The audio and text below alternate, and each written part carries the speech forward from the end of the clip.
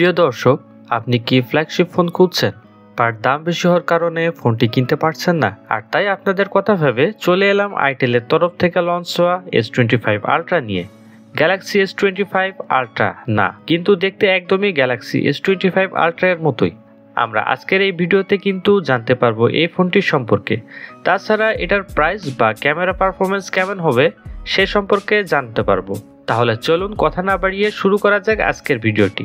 দর্শক বন্ধুরা, স্যামসাং বক্সে শুধু ফোন রাখলেও আইটেল S25 আলট্রার বক্সে কিন্তু charger cable, phone case, screen protection সহ যা যা থাকা দরকার সব কিছুই দিয়েছে। আর ডিজাইন সেটা তো এখানে দেখতেই পাচ্ছেন একদমই সিমিলার, তবে হ্যাঁ, এটাতে ডুয়েল টোন ফিনিশ দেওয়া হয়েছে, যেখানে নিচের অংশে লেখা রয়েছে আইটেল। ব্যাক প্যানেলে ম্যাট ফিনিশিং দেওয়া হয়েছে। ফোনটির ব্যাক এবং ফ্রেম দুটাই প্লাস্টিকের, তবে আকর্ষণীয় ব্যাপার হলো এই ফোনটির থিকনেস অনলি 6.9 মিলিমিটার। অবশ্যই খুবই স্লিম ফোন এটি। আর হ্যাঁ, এটার ওয়েট 166 গ্রামের মতো, মানে বুঝতেই পারছেন যেমন হালকা তেমন স্লিম ফোন এটি। পোর্টস অ্যান্ড বাটন যদি বলি, এটার বটম সাইডে থাকছে SIM card tray, type C port এবং একটি স্পিকার গ্রিল। বাম সাইডে একদমই ক্লিন, তবে রাইট সাইডে পাচ্ছেন ভলিউম পাওয়ার অন বাটন। ডিসপ্লের দিকে যাওয়ার আগে আরও একটি দুর্দান্ত ফিচারের কথা বলি। প্রথমত হলো, এটাই আইটেলের প্রথম কোনো স্মার্টফোন যেখানে তারা আইআর ব্লাস্টার ইউজ করেছে। আর দ্বিতীয়ত যে ব্যাপারটি রয়েছে, এটা হলো এই ক্যামেরা মডিউলে থাকা রিং লাইটটি। এটা কিন্তু খুবই চমৎকার লেগেছে আমার কাছে। আপনি যখন ফোনটিকে চার্জ দিবেন বা গেম খেলবেন তখনই এটা জ্বলবে। আর এটা লাইটের কালার কিন্তু চাইলে আপনি পরিবর্তন করতে পারবেন। আরও একটি মজার ব্যাপার হলো, ফোনটিতে IP64 এর রেটিং পাচ্ছেন। এটা আসলে খুবই ভালো, পানি এবং ধুলাবালি থেকে আপনার ফোনকে সুরক্ষায় নিশ্চয়তা করার জন্য। তবে যে ব্যাপারটি আপনার মন খারাপের কারণ হতে পারে, এটা হলো এখানে 3.5 মিলিমিটার হেডফোন জ্যাক থাকবে না। হ্যাঁ, বর্তমানে বাজেট ফোন থেকেও এটা সরিয়ে নেওয়া হচ্ছে, ব্যাপারটা বেশ দুঃখজনক। দর্শক বন্ধুরা, আরেকটা মজার ব্যাপার হলো এই ফোনটিতে কিন্তু কার্ভ ডিসপ্লে ব্যবহার করা হয়েছে, যার কারণে এটা দেখতে বেশ প্রিমিয়ামই লাগছে। এই স্মার্টফোনটি কিন্তু খুবই স্ট্রং। এখানে ব্যবহার করা হয়েছে কর্নিং গরিলা গ্লাস 7i, তাই এটির ডিউরেবিলিটি একটু বেশি। যাই হোক, এখানে আমরা পাচ্ছি 6.78 ইঞ্চের একটি ডিসপ্লে, যেটা রিফ্রেশ রেট 120 হার্টজের। গত বছর সম্ভবত 60 হার্টজ ছিল, বাট এবার কিন্তু খুবই স্মুথ ডিসপ্লে পাচ্ছেন।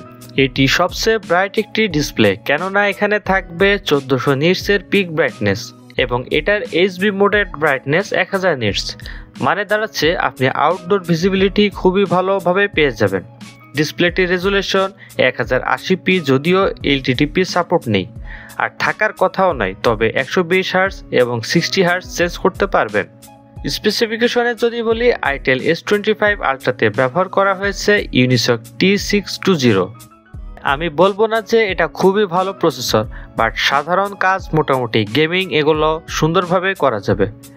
এটা অবশ্যই মনে রাখবেন, দেখতে অনেক সুন্দর এবং কার্ভ ডিসপ্লে, তবে দিন শেষে এটা একটা বাজেট ফোন, তাই আহামরি কোনো কিছু আশা করা যায় না।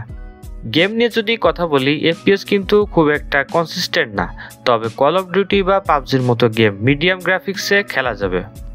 তবে লং টাইম খেললে কিছুটা ল্যাগ দেখা যেতে পারে। বাইরে সেন্সর নেই বলে এখানে কিন্তু ইন ডিসপ্লে ফিঙ্গারপ্রিন্ট সেন্সর রয়েছে, যেটা বেশ ভালোভাবে কাজ করে। এই ফোনটিতে ব্যাটারি পাচ্ছেন 5000 মিলিঅ্যাম্পিয়ারের ব্যাটারি, সাথে থাকবে 18 ওয়াটের চার্জিং। তবে আমার মনে হয় চার্জিং স্পিড কিছুটা বাড়ানো যেত। আর এই ফোনটি ব্যবহার করা হবে অ্যান্ড্রয়েড 14-এ। ভালো বিষয় হচ্ছে, এবারে কিন্তু 2 বছরের মেজর অ্যান্ড্রয়েড আপডেটের সুবিধা দিচ্ছে। প্রবাবলি এটাই প্রথমবার হতে যাচ্ছে। যাই হোক, এবার আসুন আমরা এখানে এটার ক্যামেরা সম্পর্কে কথা বলি। ফোনটিতে দেখে মনে হচ্ছে অনেকগুলি সেন্সর রয়েছে, বাট থাকবে মাত্র একটি মেইন ক্যামেরা, যেটা 50 মেগাপিক্সেলের। আরেকটা আছে, সেটা 2 মেগাপিক্সেলের ম্যাক্রো। আর সেলফি ক্যামেরা হিসেবে ব্যবহার করা হয়েছে 32 মেগাপিক্সেলের একটি সেন্সর। ভিডিওগ্রাফির কথা আসলে, এই ফোন দিয়ে আপনি 2K-তে 30 FPS-এ শ্যুট করতে পারবেন, যেটা দারুণ একটা ব্যাপার। এবার আসি ফোনটির প্রাইসিং নিয়ে। এই ফোনটির প্রাইস প্রায় $150, যেটাকে বাংলা টাকায় কনভার্ট করলে দাঁড়ায় 18,000 টাকার মতো। গাইজ, এটার ডিজাইন, এটার ডিসপ্লে সবারই ভালো লাগবে। যদিও 1080 রেজুলেশন, ডিসপ্লে পারফরমেন্স মোটামুটি খারাপ না। ক্যামেরা সেটা বলতে খুব বেশি দারুণ ছিল এমনটাও নয়, মোটামুটি ভালোই। তবে আপনার কাছে কেমন লেগেছে ফোনটি সেটা কিন্তু কমেন্ট করে অবশ্যই জানাবেন। সো গাইস, তাহলে আজকের ভিডিওটি কেমন লাগলো সেটা আমাদেরকে অবশ্যই জানাবেন। ভিডিওটি ভালো লাগলে অবশ্যই সাবস্ক্রাইব করবেন। ভালো থাকবেন সবাই, দেখা হবে নেক্সট ভিডিওতে। টিল দেন, আল্লাহ হাফেজ।